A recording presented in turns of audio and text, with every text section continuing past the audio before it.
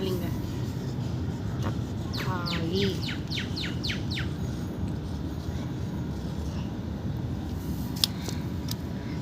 என்ன பண்ண போகிறோம் அப்படின்னு சொல்லி பார்த்தீங்கன்னா, ஒரு ஃபுல் தக்காளி எடுத்துக்கிறீங்களா, எடுத்துகிட்டு இந்த மாதிரி பிரித்து இதில் சீட்ஸ் இருக்குல்ல, இந்த மாதிரி சீட்ஸ் உங்களுக்கு பழைய தக்காளியாக இருந்தால் கூட பரவாயில்ல தான், ஏதாவது வேஸ்ட்டாக போகுதுல தக்காளி, அந்த தக்காளி எடுத்து இந்த மாதிரி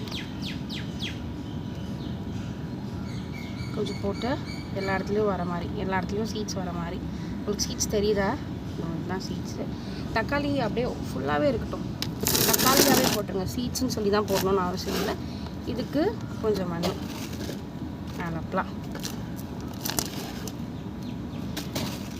என் தங்கச்சி அழுகி போன தக்காளி தான் எடுத்துகிட்டு வந்திருக்கா.